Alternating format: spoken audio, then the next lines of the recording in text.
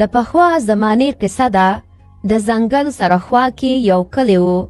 د کلي خلک په ټول د ورځې ښه خوشحاله وو، خو چې کله به شپه شوه نو هواګانې به بدلې شوې. ټولو خلکو به د ځان پسې ورونه بند کړل او څوک به هم د کور نه بهر نه وتل.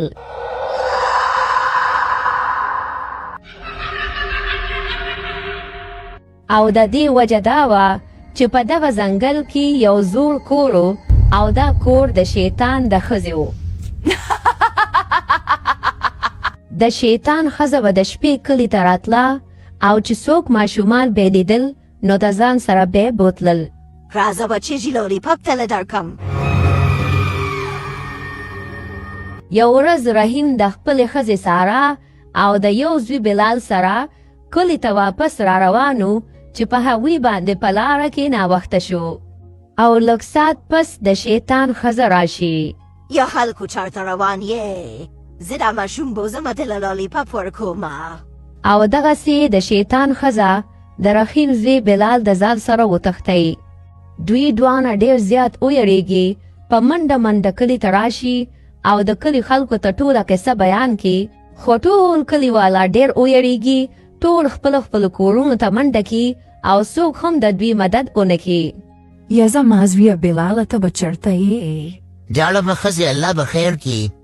او د شیطان ښځې بلال د ځان سره کور ته بوته او په یو پنجره کې یې بند کړ. ډېره موده پس راله په ګوتو باندې راوې. د یوې هفتې د وحې کار مو شو. او دې نه پس د شیطان ښځه جادو والا اوبه تیارې کړي. هغه اوبه چې په بلال واچي نو د بلال نه چیلې جوړه شي. دغسې به د شیطان ښځې ماشومان تښتول، د هغوی نه به یې چیلې او ګډې بیزې جوړولې او بیا به یې هغه خولې.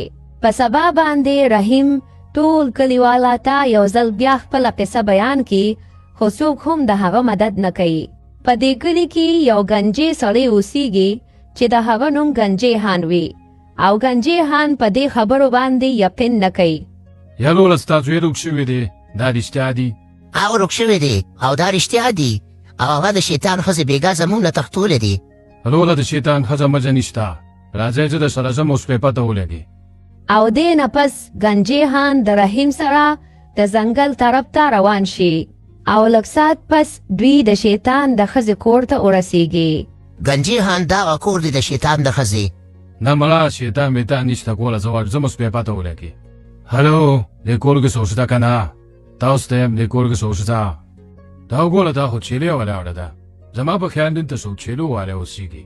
او لږ ساعت پس د شیطان ښځه راشي. یا سړیه ته زما کور ته څه راولې؟ هلکه ته وګوره چینې هم خبرې شروع کړې. وای مولی کړم داسې بچ مې کیتی.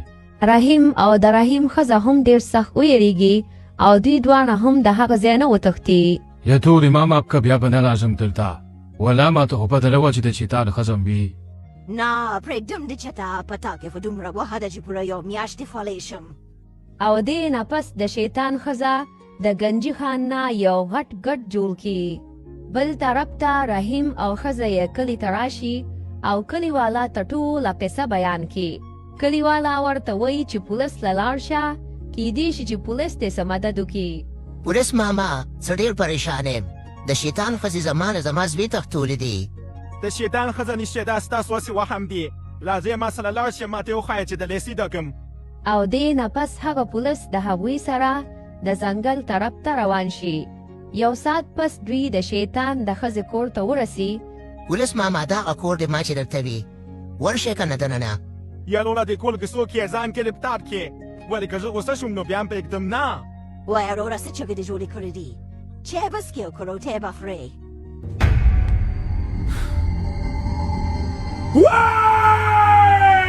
د پولیس قسمت ښه وي ځان ته پسې چل باندې بچ کی او دوی درې واړه د هغه ځای نه په منډو منډو وتښتي. چې زما بلال به څنګه وي؟ او که نه زه هم پریشانه یم. دا به څه کېږي؟ څوک هم زموږ مدد نشي کولی.